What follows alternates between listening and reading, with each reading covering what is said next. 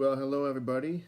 My name is Chris Trapper, and I'm originally from Buffalo, New York, but now I live in Westwood, Massachusetts, which is a suburb. And I am a full-time singer-songwriter, and I've been doing it now. I probably started becoming a full-time musician in about 1998, full-time, and started really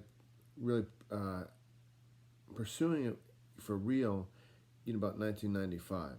And so your professor, Mr. Jackadine, managed me through some of the best years of my career, and I had so many thrills with him over the years. He led the process towards me getting a record deal with Capitol Records, which was signed the Beatles and Frank Sinatra and those local acts. And beyond that, a lot of very cool little spiritual moments that happened for us over the years. He's been a very special person in my life. I started writing songs when I was 13 years old. My sister had given me a guitar that she never touched, and it had rusty strings on it, and the action was maybe like 6 feet off the guitar, and 6 inches, not feet. I would play it literally until my fingers bled, because I loved it so much. At some point, I said, since I'm playing guitar so much, I should maybe work on writing a song.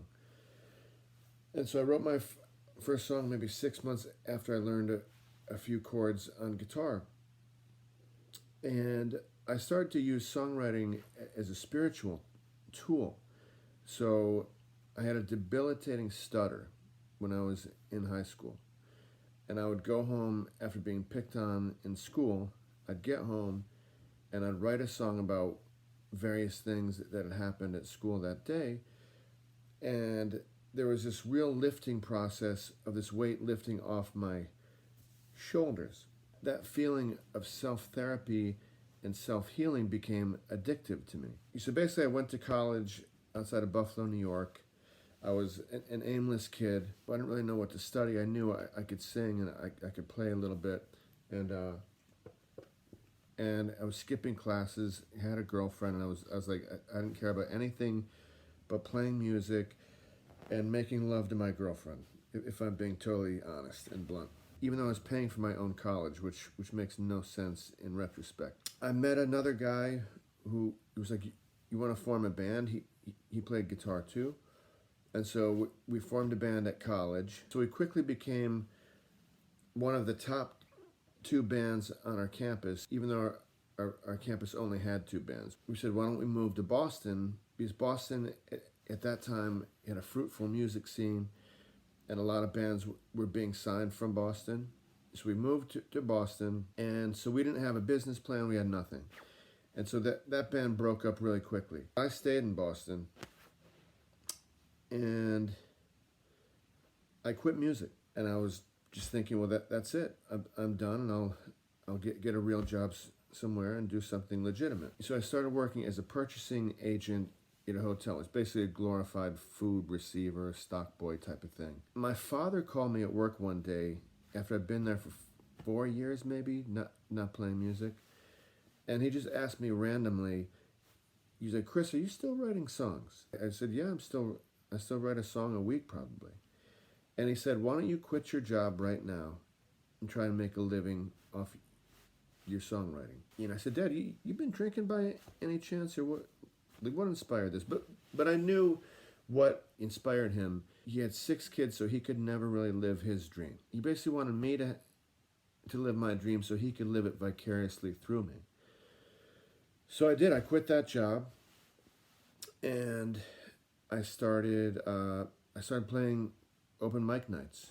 Actually, the first one was right across the street from my hotel job, and that was the first place that I ever featured in an open mic night. So the host said, you write songs, why don't you come next week, you can feature, if she heard me do a couple songs. That night that I featured, I got paid $50 in tips. It was a pass the hat kind of gig.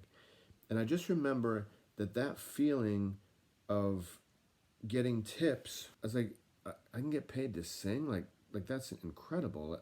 It didn't seem possible to me that was real. So that $50, that moment stayed with me. I formed a band in Boston. I met a drummer.